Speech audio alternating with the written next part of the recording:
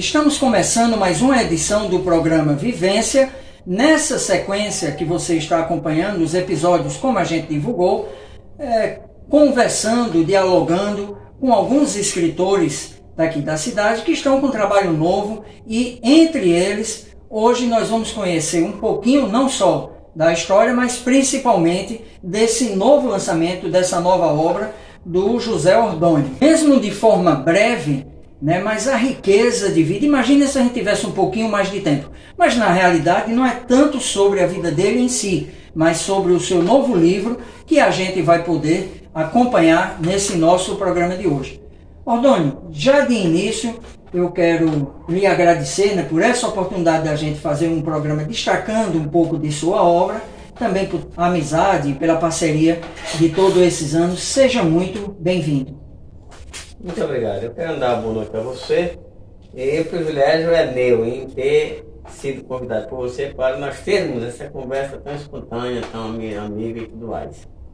O programa Vivência, como você já sabe, ele sai aqui no nosso canal, então você já deixa o seu like, já comenta, compartilha, avisa aí a quem você puder avisar, inclusive também inscreva-se no nosso canal. A primeira questão que eu queria, antes de a gente ir se aprofundando no livro, era já saber como é que o senhor consegue conciliar o seu tempo como comerciante, na área do comércio, e também como pastor. Isso não entra em conflito? Dá para dividir direitinho? Olha, há uma dificuldade muito grande, muito imensa, porque eu tenho três coisas para resolver. Sou um chefe de família, que é muito difícil você ser uma pessoa que domina naturalmente a sua casa, a sua família. Também sou um pastor da igreja, também que tem sob a minha responsabilidade uma série de pessoas, e também o meu comércio. Então a gente concilia tudo isso sendo naturalmente bastante organizado. Há inclusive como se costuma dizer nos ambientes evangélicos, uma base bíblica para isso, com o exemplo do próprio apóstolo Paulo, que foi também fazedor de tendas. Isso não quer dizer que quem não tem a opção de acrescentar para o seu ganho, o comércio esteja errado. Mas aquele que pode, é bom que até sobrecarrega menos a igreja, digamos. Às vezes, eu costumo dizer que quando a pessoa é chamada, ela jamais vai desistir. Tanto isso é verdade que lá no capítulo 6 do livro da Bíblia, no último Evangelho Sinótico, está escrito isso, que muitos discípulos deixaram Jesus, mas aqueles discípulos atraídos. Nós escrevemos um artigo aí, está no Reflexões Inesquecíveis, chamado O Discípulo Atraído e o discípulo chamado, aquele que foi escolhido, discípulo escolhido e o discípulo que foi atraído. Então o discípulo que foi escolhido, já disse que quando ele começou a montar a sua equipe, ele saiu ali sobre o mar da Galileia aí chamando pelo nome: vinde a mim, venha para cá, então você vai ser um dos meus discípulos. Esse é naturalmente o discípulo escolhido, esse jamais deixará o seu mestre.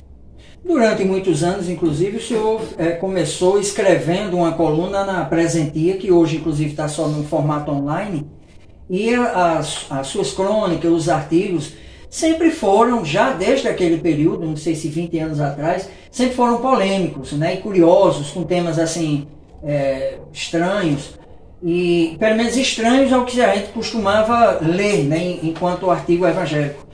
Isso nunca lhe trouxe nenhum problema, desconforto, inclusive com a própria liderança, com outros pastores?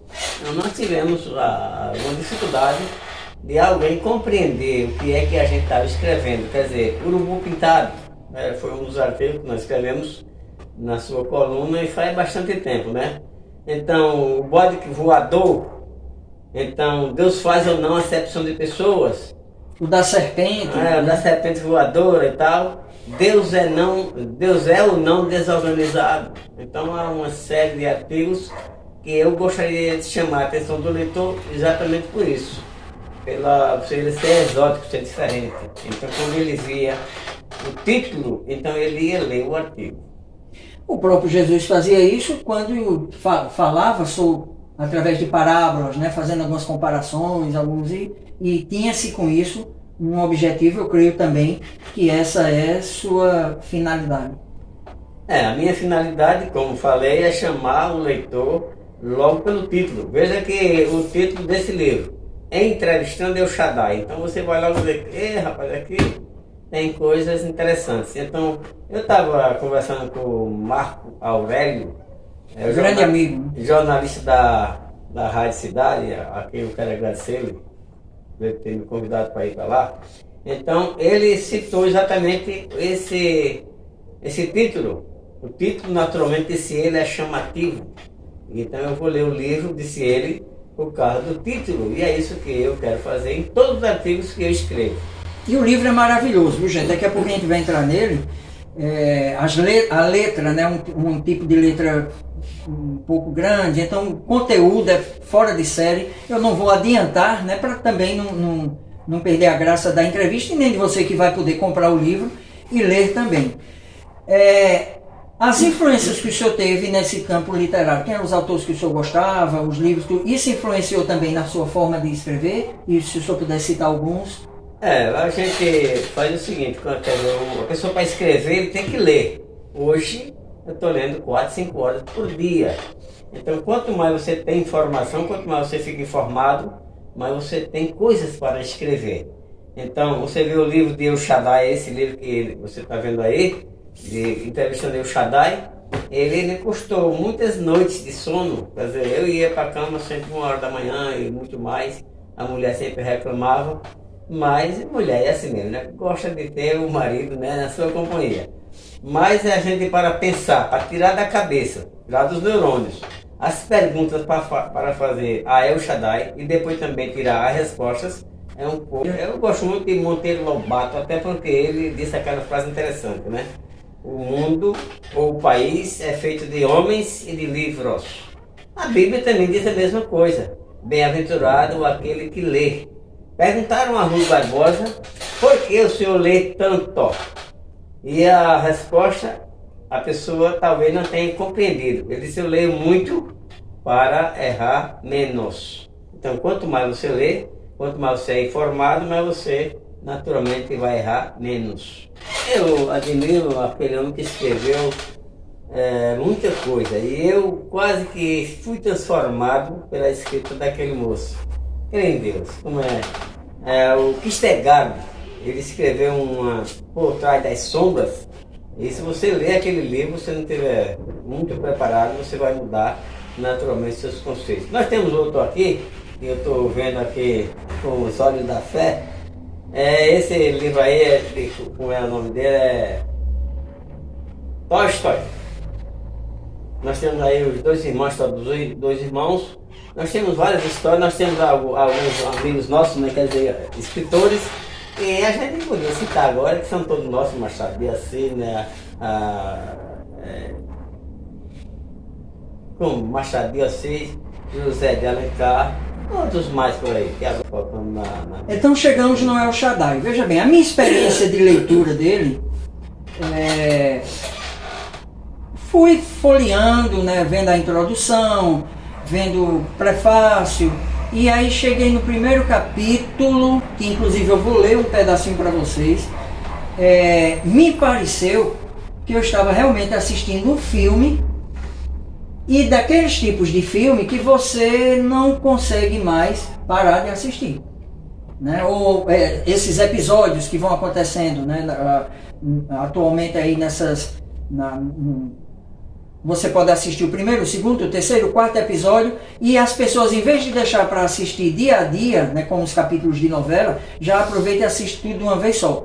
Foi o que aconteceu comigo. Eu não consegui, depois que eu li o primeiro capítulo, porque ele cria uma expectativa e acaba chamando você, no finalzinho de cada capítulo, né, ou de cada episódio, poderíamos dizer assim, para o seguinte. Por exemplo, nesse primeiro capítulo, né, que fala sobre a missão jornalística, onde ele, enquanto repórter, enquanto jornalista, porque o jornalista é escritor, né, são áreas de atuação que muitas vezes se distanciam um pouco, mas também estão entrelaçadas. E aí ele termina o capítulo desse jeito aqui, ó.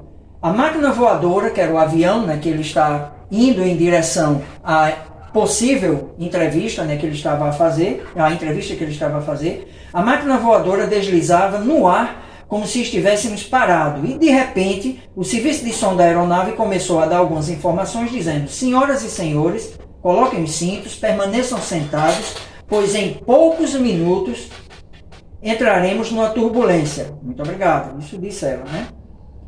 A aeromoça. Pouco tempo depois do enunciado, eu vi um rebombar de trovões e em seguida raios e relâmpagos eram propagados em direção à Terra com a velocidade vertiginosa.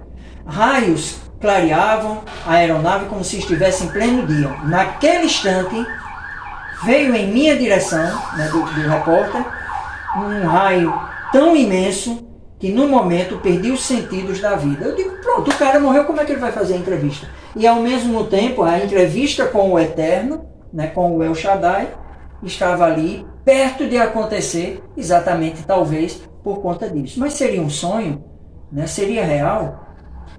Eu não consegui. Eu terminei virando para ver. Eu achei essa abertura fantástica, pastor. O leitor, de repente, ele é conduzido a outra dimensão e é surpreendido, né? Isso foi de propósito? Como é que o senhor criou essa... Isso aí, a gente podia colocar no sentido da ficção. Quer dizer, o repórter ia no avião, né? E quando ele estava lá no ar, como ele deu aí agora, então naquele momento houve um rebombar, uma zoada e uma coisa diferente, e relâmpagos e trovões que invadiram o avião, e naquele instante vieram sobre mim, sobre a minha direção, aquele feixe de raios, que o meu pensamento, os meus olhos ficaram atordoados, e ali eu fechei os olhos e acordando minutos depois, já numa outra esfera. Numa outra dimensão. Passando mais adiante, tem um trecho aqui que eu achei muito interessante e que até hoje eu também fico assim tentando encontrar melhores respostas para ele, que é a questão do tempo. Né? Uma das perguntas que ele faz ao Eterno, ao El Shaddai, onde o El Shaddai responde, né? Ele pergunta, não há uma contradição em sua palavra falada, né, em relação ao que é narrado na Escritura no período da criação? Aí ele diz, não, eu sou atemporal. No entanto, para mim nem é pretérito, passado, futuro, não há nada, a não ser o próprio presente. O senhor crê nisso? Que realmente o tempo é só o tempo presente? Como é que se explica então as memórias que se tem ou aquilo que ainda vai acontecer? Realmente, Santo Agostinho e Tomás de Aquino já asseguraram essa questão. Quer dizer, eles, Santo Agostinho disse, olha, o passado não existe. Porque faça alguma coisa agora no passado, você não pode, então não existe. Então faça alguma coisa no futuro agora, o futuro ainda vai vir, então não existe. Então o que existe é simplesmente o presente. E Deus não é algo de passado nem de futuro, Ele é presencial em todos os instantes, em todo lugar, ao mesmo tempo. Então, ainda que a gente deva viver, digamos assim, por questão de organização, de planejamento, tendo algumas posturas nesse sentido, ou ainda que a nossa memória possa guardar, né, fotos e lembranças do passado, mas assim, o senhor defende essa linha de pensamento que realmente só existe o tempo presente, hoje. Só existe naturalmente o tempo presente. Como falei para vocês, você está organizando alguns verbetes, alguma coisa na sua agenda para amanhã. Você não pode fazer uma coisa amanhã e fazer hoje. Você tem que fazer amanhã mesmo. Então são organizações das pessoas, né? Especialmente do jornalista, que ele coloca na sua agenda que vai fazer amanhã, fazer depois para o mês e tudo mais. Mas ele só vai fazer para o mês. Ele não vai fazer uma coisa daqui a 30 dias fazer hoje. Hoje é sempre presente. Então, como El Shaddai, ele é especialista em ser presencial ao mesmo tempo em todos os lugares, então as coisas para ele só existem presente, nada de futuro e não também de passado. De passado. A gente poderia entrar numa discussão teológica aqui, que não vai entrar, é como ele estava dando a ideia de outros programas, talvez até isso venha mais para frente, que são as dimensões da salvação, né? Que a salvação tem 3 tempos, que é o tempo do passado, do presente e por vir. Mas isso aí fica para daqui a pouco, e daqui a pouco também a gente vai para um breve intervalo e vem questões mais interessantes. Antes desse intervalo, avançando no livro, pelo menos assim, entre os capítulos 6, 7 e 8, o diálogo com o El Shaddai começa a ir para um campo do espaço, podemos dizer assim, e também do campo profundo, né? Que aí de repente o Senhor trata com ele as dúvidas em relação ao céu, às estrelas, e também ao mais profundo do mar. Acaba sendo uma aula sobre geopolíticas, porque fala em relação aos países, tudo, questão de história, ciência, tecnologia. Cabe isso tudo na mente de Deus? O senhor acha que realmente Deus consegue lidar com todo o universo? De que forma Deus consegue estar lidando com tudo isso ao mesmo tempo? Olha, as três posições da aparição do universo são realmente, eu acredito que não são divergentes, mas elas são convergentes. Em relação ao evolucionismo? Pois é, elas são ao evolucionismo, em relação à criação e ao Big Bang. Quer dizer, como esse Big Bang deu origem ao universo. Quer dizer, a ciência diz que são há 13,6 bilhões de anos atrás. A Bíblia diz que hoje Deus fez o mundo, no princípio criou Deus os céus e a terra. Que princípio? Já que a ciência não sabe dizer exatamente, adequadamente, qual foi o ano, então ela diz há 13,6 bilhões de anos atrás. Então ela está dizendo o seguinte: a gente não sabe, vai medir. Procura um aparelho e vai medir. A Bíblia diz a mesma coisa. No princípio, Deus criou os céus e a terra. Então, se o Big Bang, se o universo apareceu através do Big Bang, de quem é o mérito então? Quem criou os átomos? Para que houvesse aquele choque entre os dois. Se houve a explosão, quem provocou a explosão? Quer dizer, quem criou a massa, como disse Einstein, né? Para haver uma explosão, teria que ter massa. Então, dois átomos, então eles se colidiram e aí houve uma explosão. Mas quem criou os átomos? A ciência não vai dizer que foi Deus, foi a natureza. Ela omite essa questão. Mas quem criou foi naturalmente Deus. Então o universo foi criado por Deus. Que você queira, que você não queira. A gente vai para um breve intervalo, mas quando voltar a gente vai entrar num assunto muito delicado, muito interessante, que é o assunto da dor, né? Eu que já tive pedra nos rins, cálculo renal, para mim eu achei que eu estava chegando ali à beira da morte. Outros dizem que a dor do parto, né, é uma dor mais forte que existe.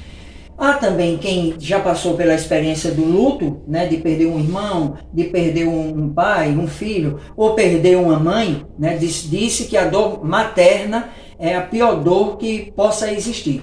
E esse assunto a gente vai tratar com ele daqui a pouquinho, depois do intervalo, a gente volta já. Ordônio é um jornalista que recebe uma tarefa de encontrar com alguém que vai lhe dar a melhor entrevista da vida.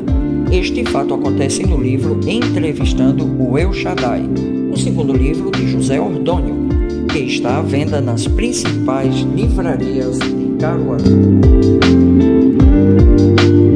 Estamos de volta com Vivência, nessa edição especial, nesse bate-papo sobre coisas da vida, pessoas que conhecem um pouquinho o coração e a mente de Deus, já pensou? E esse diálogo com os escritores de Caruaru, ele que é membro da União Brasileira de Escritores, a gente viu no comecinho, né? Caso você esteja pegando o programa a partir de agora, só vai poder assistir de novo completo depois. A gente está dando esses tópicos aí, estamos conversando com o José Ordônio, ele que é pastor do Campo Batista, inclusive é escritor, é comerciante, e tem aí como novo lançamento, né, esse livro Entrevistando o El Shaddai, né, um papo com o Altíssimo. E a gente vem conversando com ele de acordo com alguns capítulos, alguns trechos aqui do livro que nos chamou mais a atenção. Você não deixe de deixar o seu like, de deixar o seu comentário, de compartilhar e também de se inscrever no nosso canal. Ordônio, por que dedicar um capítulo inteiro só para a questão da dor? A dor, ela é necessária. Ela faz parte do DNA da criatura humana. Veja você, se você não tivesse dor, você não sentisse dor, veja o prejuízo, a precariedade que ia acontecer com você. Você ia por qualquer lugar, pisava no buraco, o seu pé havia um desligamento, então ele resvelava o seu pé, e você sem sentir dor, você não ia para a UPA. Ele começava a infeccionar e você não sentia dor, então você não ia para canto nenhum. Como a gente está falando sobre a dor é importante em qualquer situação. A gente não quer sentir dor, isso é verdade. Mas a dor naturalmente faz parte da criatura humana. Mas, como dizendo eu, se você sentir uma dor, então você já vai ao médico quando chega lá e diz, o que é que você está sentindo? Estou sentindo uma dor aqui. Então quando você orienta ele para aquele local do seu corpo, ele sabe se é pedra no rim, ele sabe se é problema, qualquer um problema de saúde.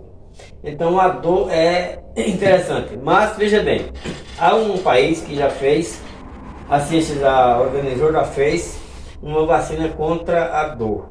De uma vez aplicada, você jamais sentirá dor. Isso é verdade.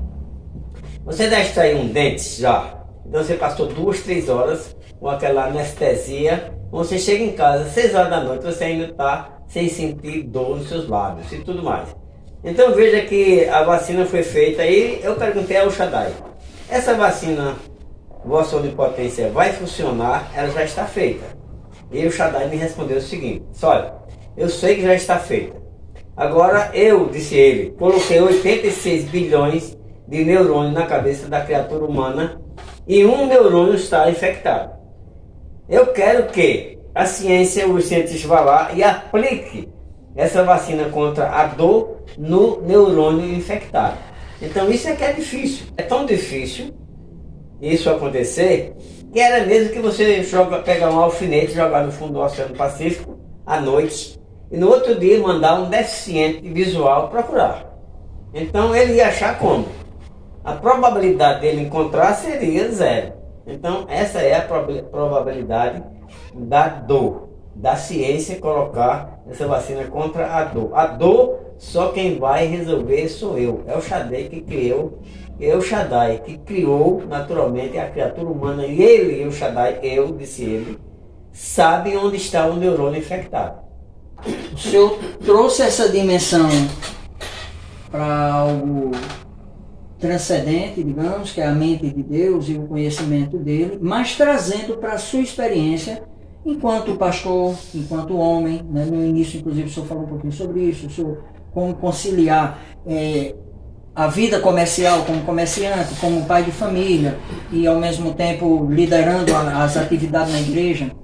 Certamente, né, na trajetória da sua vida, o senhor também enfrentou algumas decepções, momentos de tristeza, angústia, nos próprios aconselhamentos, né?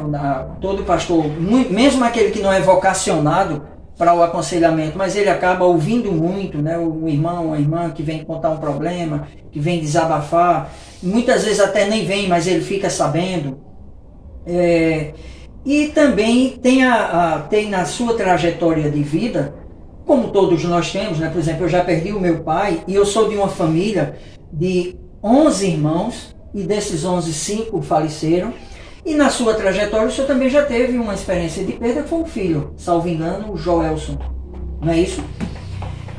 E junto com esses momentos todos, pelo menos na minha mente agora, para fechar, até aquele acidente em que, por pouco, inclusive a família toda, eu não sei se só estava o senhor e a esposa, ou tinha mais... Pronto, por pouco ali não tiveram a vida ceifada, que foi um momento marcante, mexeu com a cidade, com quem lhe conhece, e que de forma milagrosa, né, também houve ali uma providência de dor. Se o senhor fizesse uma retrospectiva, né, a gente estava comparando essas histórias com um filme, e olhasse lá para trás, ainda que o tempo que se existe seja só o presente para se viver, que momento na sua vida o senhor conseguiu superar a dor mais forte? Qual dessas o senhor acha que foi algo que lhe incomodou mais? Talvez até que o senhor achou que não podia suportar, mas graças a Deus passou. Esse acidente foi em 2010 e 7 pessoas dentro do veículo e todas elas foram naturalmente atingidas.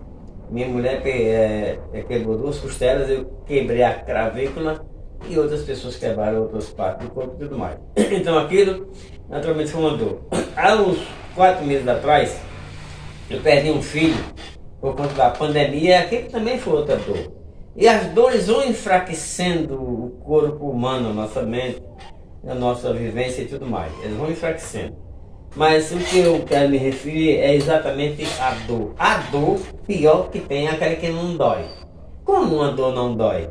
Ela é tão grande que você não suporta mais a dor. Mas El Shaddai, como é tão poderoso, tão amoroso, ele só dá uma carga a cada pessoa até quando ele pode conduzi-la. Nós não temos uma dor maior, porque dizem, ele citou ainda agora aí, a dor do parto. Eu não tenho a dor do parto, não vou sentir, nem vou senti-la, mas as mulheres sentem. Então dizem elas que é uma dor muito forte. Então por que é que a galinha, veja a galinha quando ela faz aquele carnaval todinho, quando ela põe, por que é que ela faz aquele carnaval todinho? Dizendo o quê? É que saiu pelo um orifício menor do que o ovo. Então ela sentiu-se agora aí agraciada e agora não está mais feliz, né? Aliviada. Ela está toda feliz e cantando e tudo mais. Então a dor é assim, como eu disse no início, a dor é necessária para a vida da criatura humana. É uma técnica muito interessante, é sobre a dor. Uma dor que não dói, isto é, você não levou um beliscão para que ali o seu corpo ficasse doendo. Mas você perdeu um filho, você perdeu uma esposa, você perdeu uma filhinha com 2 anos, com 3, é aquela dor que ela não para de doer na sua mente. Então como você deve evitar essa dor de doer tanto? Você faz o seguinte, à noite, você que perdeu um filho, um marido, uma mulher e tudo mais, à noite você vai dormir e não consegue. Fica pensando naquele ente que aí você perdeu. Então você faz o seguinte, você fica contando de 1 até 50. 1, 2, 3, conta baixinho só para você, na mente. Então para que não seja acordado a pessoa que está ao seu lado. Você fica contando. E você vai ver que no outro dia, você mais no instante peguei no sono. Por que a técnica por que funciona? Porque quando você está contando 1, 2, 3, 4 até 50, você esquece do problema. Então como você distrai a mente, então você volta lá e você dorme mais do que uns anjos. Ele tem a arte de escrever, mas já viu, né? Tem a arte de aconselhar também, de orientar. Claro que isso é fruto, como ele também falou, de quem lê, de quem busca aprender. E mais do que isso ainda, isso também, para quem crê, é fruto da graça do El Shaddai, né? É um dom que ele dá de forma gratuita, claro, também para quem busca, ainda que seja pela graça. E por falar em arte, no capítulo 12, ele entra no pintura artística. E ele conversa ali, fala sobre a Capela Sistina do Vaticano, e me trouxe a lembrança, quando eu estava lendo esse capítulo, que de um modo geral, o religioso, principalmente o evangélico, a ala mais tradicional, ele desassocia muito a vida religiosa, ou a fé, ou Deus com as artes. Quem gostava de cinema, de um bom filme, não vai mais. Quem gostava de uma peça de teatro, um bom espetáculo teatral, claro, um livro que não seja evangélico, né? uma literatura, como ele falou, de um romancista, um cronista, ou mesmo um poeta, com uma poesia que fala sobre a vida, tal, deixa de ler, ou toca fogo, ou rasga, porque é coisa do diabo, do demônio. E pelo que eu vi aqui nesse diálogo com El Shaddai, o pai da arte também tem muito essa ideia de que precisa se separar. Eu acho que a gente precisa fazer boas escolhas, né? Saber aquele tipo de arte que a gente consome e que vai fazer bem, ou o tipo de arte que pode trazer uma mensagem ruim e desvirtuar. Mas pelo que eu entendi, não só o El Shaddai, mas o senhor também defende isso, né? Ou seja, não é nada demais admirar a arte, até mesmo uma pintura, uma escultura, desde que seja enquanto obra de arte. Você vê que a criatura não é nunca maior do que o seu criador. Quer dizer, Michelangelo, quando ele pintou aquelas artes lá na Capela Sistina em Roma, na Itália, então ali foi mandado do Papa, não me falha a memória, Leão X. Então as obras até hoje você conhece. Você pode até não conhecer Michelangelo, a sua biografia. O criador. Mas você conhece o que ele criou. Então no Salmo 19 da Bíblia Sagrada, diz que os céus anunciam as obras de Deus, né? E o firmamento atesta o que ele criou. Quer dizer, o Criador é sempre maior do que as suas obras. Veja o que Deus fez. Ele como Criador fez você, fez o universo, mas ele, Deus, é muito maior do que a sua criação. Mas, como a gente já está caminhando já para a reta final do programa, tem um capítulo que é dedicado só à Trindade. E a conversa é com El Shaddai, ou seja, com o Criador. E o Cristo, ou o Filho, um é pai, o outro é filho, o Cristo é criatura, o Espírito Santo já é uma terceira pessoa. Pastor, como é que se explica essa questão de Trindade? Essa é complicada. Não é tão simples. Eu acho que até para o El Shaddai dar essa resposta não deve ter sido fácil. Nós perguntando a El Shaddai como é essa questão da Trindade. Quer dizer, o Filho, você que está me ouvindo aí, o Filho é Deus? É. O Espírito Santo é Deus? É. Deus o Pai é Deus? É. Então nós temos 3 deuses. Você acha que nós temos 3 deuses? Somos politeístas? Pois é. Então você vê que lá no capítulo 45 do livro de Isaías, ele, El Shaddai, diz, eu sou Deus e não há outro. Então haveria uma contradição entre a Trindade? Não. Vou explicar melhor para você. Uma explicação empírica, prática. E veja bem, você pega 1 litro de água, coloca um copo de água, coloca na geladeira um copo d'água. Essa outra água que sobrou, você bota na marmita para fazer um cuscuz ou uma comida qualquer. Então quando você acende o fogo, aí tem aquelas bolhas de água na marmita que você está cozinhando seu cuscuz. A água que você colocou na geladeira, manda tirar, bota em cima da mesa, deixa descongelar. É a mesma água que tem na garrafa quando você deixou. Então a Trindade, a essência da Trindade é realmente assim. Deus, ele se apresenta de várias maneiras a qualquer momento. Quer dizer, se apresentou, Deus foi apresentado, então através de Cristo Jesus, né? O Verbo se fez carne e tudo mais, era o mesmo Deus. Ele deixou de ser Deus e agora ele é o Filho. Ele agora está aparecendo ali como o Filho de Deus, Jesus Cristo. Então o Espírito Santo, Jesus Cristo disse aos seus discípulos, eu vou embora, mas vos deixarei o Espírito Santo o Consolador. Então agora não é tempo mais e Jesus Cristo está no auge como a gente pensa.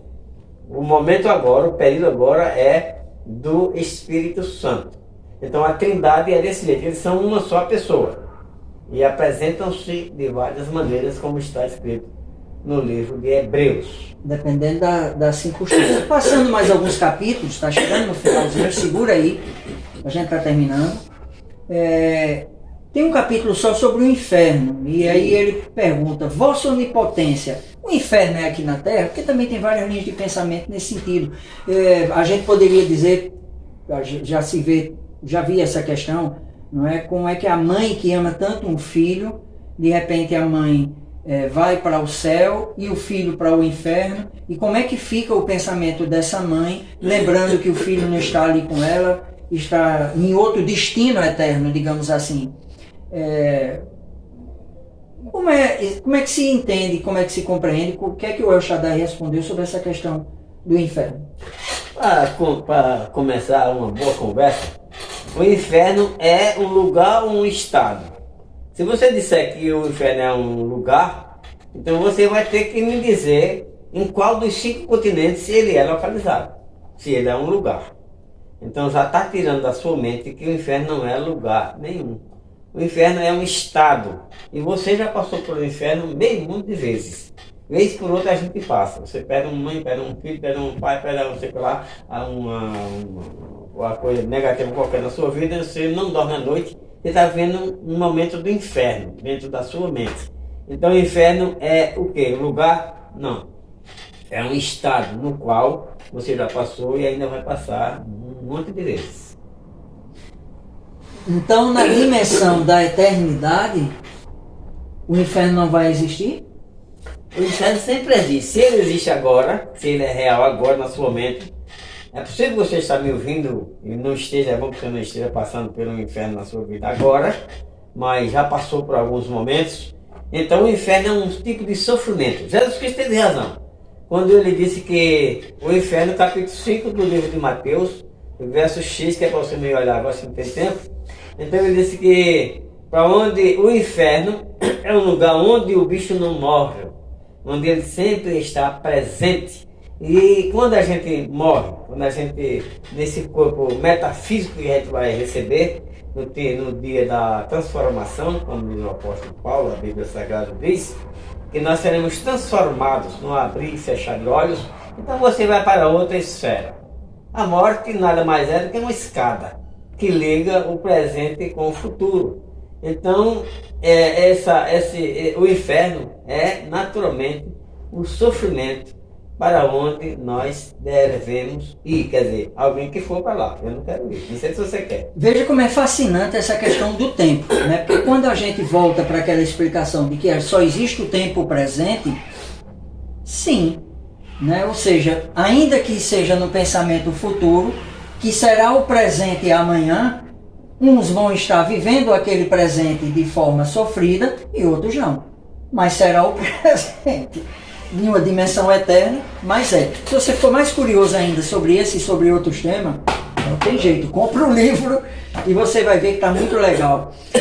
Toda entrevista como essa nossa, né, tem um momento de conversar, de se apresentar, de fazer a introdução, tem um momento do intervalo, como a gente teve agora há pouco, e tem um momento da reta final, que a gente foi avisando, o programa já está terminando e tal, tem os agradecimentos, mas a gente está guardando uma surpresinha aí para esse final. Que é o seguinte, na entrevista com o El Shaddai, ele também termina assim, né? Está lá o capítulo 26, desfecho da entrevista. E eu quero encerrar também nesse momento do programa, claro, com o coração muito agradecido, né? Já disse isso outras vezes, vou dizer de novo, né, publicamente, por tudo que Deus fez e tem feito na minha vida, né, através do Ordônio, uma pessoa muito generosa, e que certamente também fez e faz na vida de outras pessoas. Mas deixado de lado essa questão da gratidão, também passar agora a bola para ele, nesses instantes finais do programa, para que ele fique à vontade para registrar o seu agradecimento e também deixar uma palavra aí para o público. Porque nesse desfecho da entrevista, que o livro não termina no capítulo 26, né, ainda tem, por isso que eu quero deixar você também curioso para adquirir o livro e ler, né, quem sabe até presentear pessoas com ele. Então fica esse espaço aí aberto para que o senhor possa fazer também seus agradecimentos, falar sobre o livro, né, onde vende, onde não vende, e deixar uma palavra final para quem está nos assistindo hoje à noite. Olha, a minha palavra final é a seguinte: tem 2 livros que você deve ler. Primeiro é esse aqui, ó. Depois é o mesmo autor, esse aqui, ó. Entrevistando El Shaddai. Então esses 2 livros você deve ler. Eles estão nas plataformas aqui, ele vai ser lançado oficialmente agora na Câmara de Vereadores no dia 5 de fevereiro. Então você pode adquiri-lo já na Banca Terceiro Mundo. É numa sexta-feira? Oi? É numa sexta-feira ou dia? No sábado. É no sábado, pronto. Então é esse sábado agora, viu, gente? Esse sábado agora vai ter o lançamento. Você está vendo aqui mais informações? Sim.